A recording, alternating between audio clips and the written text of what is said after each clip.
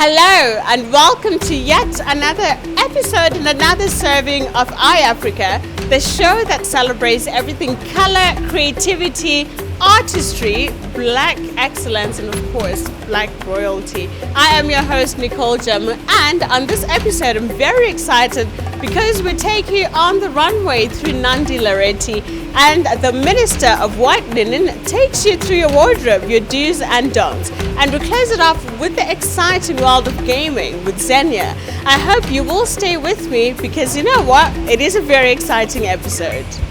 iAfrica searches for inspiration and innovation in all areas of popular culture, from fashion and design through to architecture, art, food and travel. In the first segment of today's serving of iAfrica, we speak to a brand that loves women as they are on the runway most of the time. It is Nandi Larethi. My name is Abiot Malawa. Mostly known as Nandi Larethi, that's my brand name. Nandi Larethi is a fashion brand. I can't say we specialize in. We make clothes, anything that makes people confident, that makes people have the look of the day wherever, whenever, however they want to feel. African fashion. Talking about now, we are getting there. That's what I can say about African fashion. When I say we are getting there, now we are having our own fabrics designed as a country. We are now able to access what is needed mostly by our clients. We are now able to do things and deliver nearly to Hollywood. That's what I can say, we are getting there. Because back then, a client would demand for an outfit because of the supplies or we couldn't supply because sometimes you can't access the fabric, you can't access the accessories, you can't access mostly what our clients were requiring back then. But now when I say we're getting there, we are having everything that we need to work with fashion-wise. Not in the future, they are already imitating African fashion. I've seen videos of very top musicians and they're wearing our prints on their videos, they are wearing our designs on their videos, which is, they've already started. So we want to see more of that and it getting bigger. My contribution, particularly in Zimbabwe, first and foremost is to raise our flag high. Then coming back to our country is to make sure that our country people are eye-opened fashion-wise. They dress accordingly. Because now it's not the thing of just throwing anything on you. You have to dress accordingly. Is it a party? Is it a day thing? Is it a night thing? Is it a movie premiere? Is it what? People should learn, and I can't say should learn. They are learning now. I'm seeing that happening. People are doing it. So that's what I'm thriving to do and make sure we are there. I've been to Malawi, I think it's now 5 times, attending Mzuzu Fashion Week. It's a SADC region fashion week. I've been to African Couture, that was in Zambia. That's SADC region again. I've attended Kopala Fashion Week. That was again SADC region. That's in Zambia. I was stayed in Ndola. Then I did, what's the name of that? The one that was in Cape Town. The name is slipping out, but I have been to African events, yes. For sure, yes, my brand is high fashion, it is high-end, because I'm thriving to make it more than high-end, yes. We are dressing a lot of popular figures, yes. Now, I've dressed models who have represented Zimbabwe in the world. Miss Zimbabwe, I've worked with Miss Zimbabwe 2022 I did dresses for Miss Zimbabwe, all the models, same as 2023. I've dressed a lot of girls who were representing Zimbabwe for different pageants, China, Venezuela, Mexico, yes. Then here, some popular figures. I've dressed a lot. My favorite type of wear to make is the high-end fashion. The one that gives confidence mostly to women, that will make them go out there and shine. Something that will make someone feel like I'm here, and an eye-turning thing. Being a designer in Zimbabwe, we can't say it has been an easy journey. It has been tough to be where I am now, but I'm seeing a lot of light where I'm going. But the competition is there, stiff here and there, but with my brand, I know I'm doing it and I'm getting there, yes. The highlight of my career was in 2016. That's when I was like getting in the industry. Mrs. Barbara Mzembe was hosting Miss Tourism World. I was one of the designers to design for the models there. Unfortunately, the model that I dressed didn't make it out to the crown, but it lifted me up. From then, I haven't turned back. There are the people who have made me to where I am, to tell the truth, yes. Pageantry has just contributed a lot in my career. I see Nandi Larethi 10 years from now out of Zimbabwe, not like leaving the country, but recognized globally. For now, I think I am recognized in the SADC region, but 10 years from now, Nandi Larethi should be recognized globally. To aspiring designers, my message is, what made you think to be a designer? If it is passion, don't turn back and don't let anything stand in your way. But if it is career-wise, you're not going anywhere. Do it as per passion, because the line of work is something that is so passionate, not to do it just to get money. You won't go anywhere. So that was the brand Nandi Larethi, and as you can tell from their story, the sky is not even the limit for them. iAfrica searches for inspiration and innovation in all areas of popular culture, from fashion and design through to architecture, art, food and travel. The focus is on outstanding individuals doing extraordinary things on the African continent.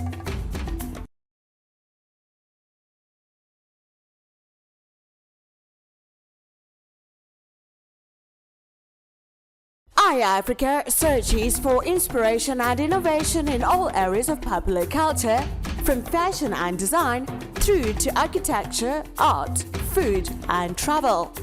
The focus is on outstanding individuals doing extraordinary things on the African continent. Thank you for staying with us on iAfrica. In this segment, we chat to the Minister of Whitelinen as he tells us the do's and don'ts in your wardrobe. All right, so my name is Anis Sumembere, popularly known as Minister of Whitelinen. First of all, I'm a Christian. I think that's the most important thing. And secondly, I am a Chinese interpreter. This is my full-time job. But thirdly, I am a fashion practitioner. So I do everything fashion. I'm a fashion stylist, I'm a fashion designer. I'm a fashion consultant, image consultant. I'm a wardrobe manager. We do and host fashion events and TV shows. Pretty much in a nutshell, those are 3 dimensions of me. We've only seen one dimension of you though on social media. Is that intentional? It is intentional. I mean, my 9 to 5, I'm speaking Chinese, and fashion I think constitutes probably, let's say 30% or 20% of my day. Probably something that I do during the weekends mostly. But yeah, Chinese speaking is what I do most than what you see on social media. It's a very difficult question to say when did my life of fashion start, because oftenly a story is told of me when I was really young and I used to admire Uncle Robert. I mean, you're wondering who Uncle Robert is.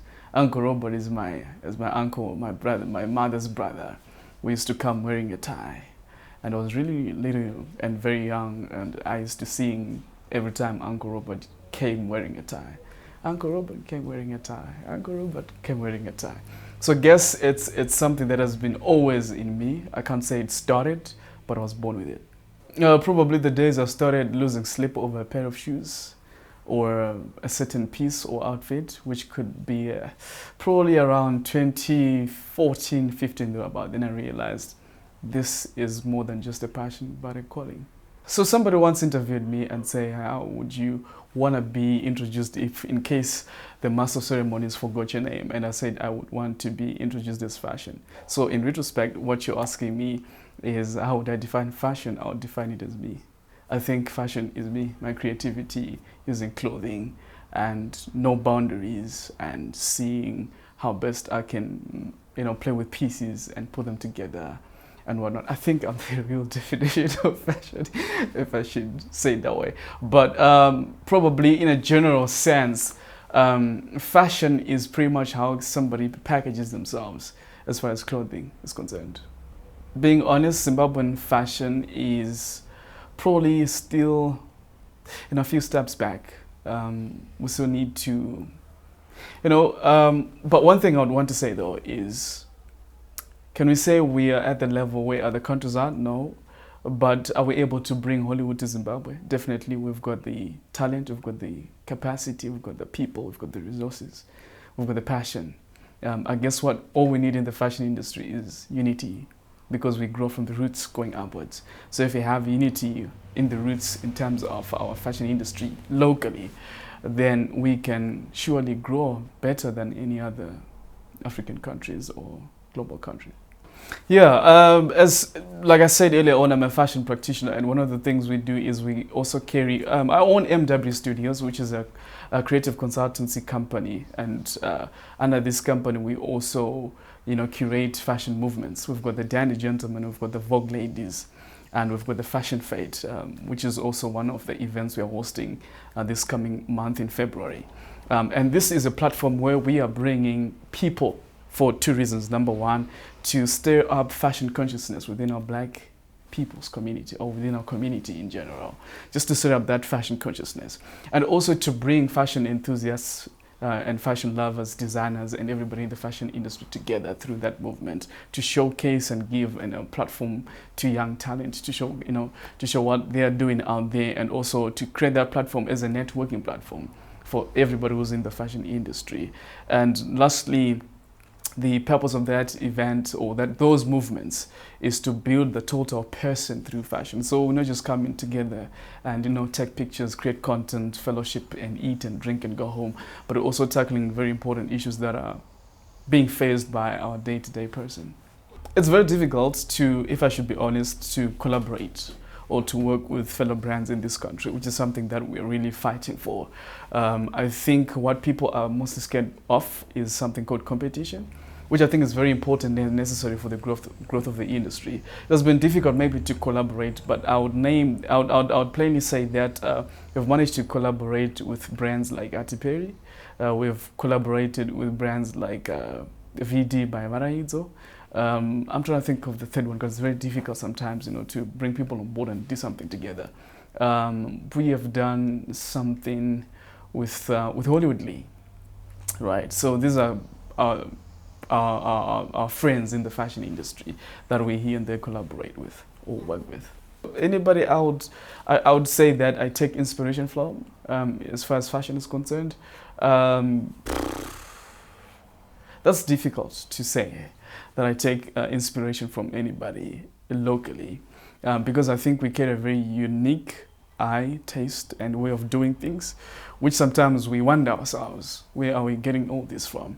But globally, or on an international platform, I guess we are talking about people like Rich Fresh. I'm not sure if you're familiar about is a Hollywood, United States-based designer. A little bit from Steve Harvey's stylist. His name is Eli. A little bit from Swanky Jerry from Nigeria. A little bit. With no doubt, we see.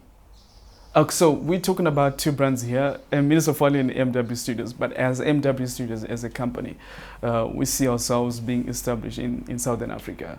I think our vision is not a local vision. It is a vision that we would like to see spreading into, close by African countries. Specifically, because we've got a list, target list or target market, or prospective, whatever. Countries, we're talking about South Africa, Namibia, Malawi, Botswana. This is where we would want to get into in the next couple of years, 3 years, maybe 5 years is a lot. But yeah, we want to be an international consultancy, creative consultancy company. I think I'd go fast fashion rather than slow fashion. Just to put something in there, I think I'm a person who doesn't really like playing with rules. I would say my personal style is Italian, where we don't have too many rules. Men don't wear that color. You can't wear that. You can't put that and that together. So I like things that switch up, and I like things that have got no boundaries as far as fashion is concerned. There are 3 things I'd want to put out there when you're trying to build your wardrobe. There are 3 essentials when it comes to fashion.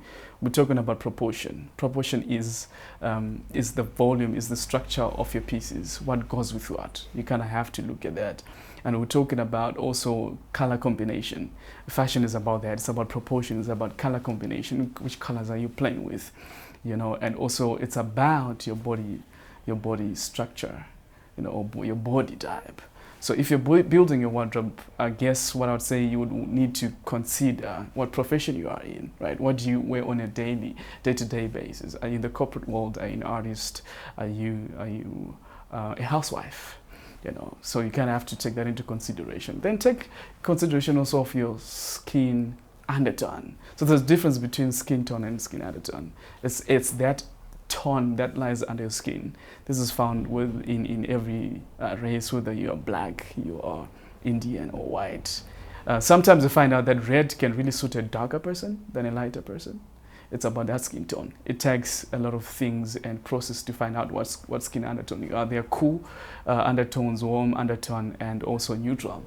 So that's very important for you to figure out which undertone you are, because that will help you in trying to select the type of color palette you can fill up your wardrobe with. And thirdly is what gives you confidence. As much as probably you like double-breasted suits or you like haute couture dresses, are you confident? iAfrica searches for inspiration and innovation in all areas of popular culture, from fashion and design through to architecture, art, food and travel.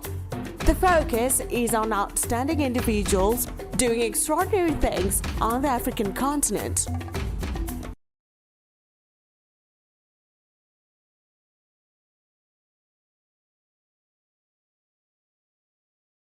iAfrica searches for inspiration and innovation in all areas of popular culture, from fashion and design through to architecture, art, food and travel. The focus is on outstanding individuals doing extraordinary things on the African continent. Welcome to the 3rd and final segment of iAfrica, and this time around we take you into the world of technology as we explore VR gaming. We speak to Zaria Tsangami, who tells us more about what happens when you walk through a game shop. In the 3rd and final segment, we feature Zaria Tsangami, who is into virtual reality gaming, bringing people closer to reality as much as possible through gaming. She explains the various gadgets and devices that they use to try and emulate the actual real situations so that the participant or player feels like they're actually in the game. She describes virtual reality as part of artificial intelligence that can be used in business and entertainment purposes. She also explains how gaming is important, especially when it comes to just relaxing after a long day. Zaria also explains the different categories in gaming, which are jet fighting, shooting games, racing, especially for children, scenarios, and a lot more. The games also come with the machines so that the player feels the effects physically. Conclusively, virtual reality has a lot of potential in Zimbabwe and Africa as a whole, as long as awareness is raised and people are showing interest. This one is what we call the VR slide. Now, with this one, it's mostly most of the games that are here are slides, and it's water slide and roller coaster. Okay, the good thing about this machine is that it gives you the most realistic thrill, and that you get to feel like you're actually in the slide, you're going through the water slide, or you're actually in the roller coaster. But then, again, our machines have different types of games here, different options. So what changes, the concept is pretty much the same, but you have different sceneries. So you can have the animated for the younger children, because we also cater for kids as well, for the grown-ups of the more thrilling, exciting and scary ones as well, so that you really feel like you're falling out of the slide. Okay, that's the concept behind it. But you also get to get the feel of being in the water slide, you get the feel of being in a roller coaster. That's the concept behind this, the VR slide. All right, this one, what we have here is not a virtual reality per se. We call this the AR car racing. The concept behind here, or how you operate this machine, is that you control from the car seat here, and you're controlling the car, viewing through the screen, and these toy cars right here will be moving around the lap as we do in Formula One. So that's how this game works. So you see, the customer sits here, drives the car and controls. It's got pedals, just like driving a car. You reverse, accelerate, everything is here. So you're pretty much driving the toy car around the lap, just like in Formula One. The idea is either you want, if you're by yourself, you can just try to see how many minutes you're gonna go through the lap. Or if you're racing each other, which is more thrilling, you can have a challenge between the two of you, between friends, and you can race each other and who gets to the finishing line first. So that's the thrill behind this game, the AR car racing. This room is what we call our FIFA room, okay? So basically here, most of the time, we are playing FIFA, but you also have the options of, this is FC24, there's FIFA 2020, there's FIFA 2023, there's also wrestling. So depending on what you want to play, but this one is not virtual reality, as you can see, because it's PlayStation games that are in this room. And it's separate from everything, but if you're not into virtual reality, here's your option. You can play FIFA, you can play wrestling, and that's the concept behind if you're not into the headset. So that's another option for those that are not so much into virtual reality gadgets. And this game you're seeing here, it's called the VR Magic Box. Okay, as you can see, they are again wearing headsets, and the game they're playing is called Missionary. There are other games. There are over 10 games on this machine. There is what we call the Missionary he's playing. There's Bowling Alley. There is the Fruit Ninja. You'll be chopping up the fruits. Those are some of the games to expect. But there are different types of games. But as you can see, there's that physical experience that you'll be going through, and that's the concept behind it, so that you actually feel like you're participating in the game. Remember, guys, this is virtual reality, so that's why this is so realistic. This guy is actually feeling like he's actually shooting and is participating in the shooting and the thrill involved in the game. The VR game, okay? This game, all the games that you see here as options are shooting games, okay? They are shooting games, and then you have options to choose what you want to shoot at.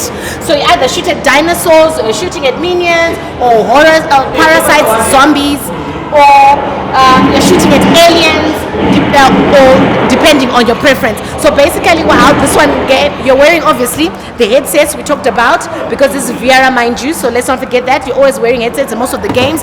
Then you're using these controllers. This is what you're controlling. So the idea and concept behind you're wearing the headsets and you're shooting at something, so others can see what you're shooting. This is what the screen is for.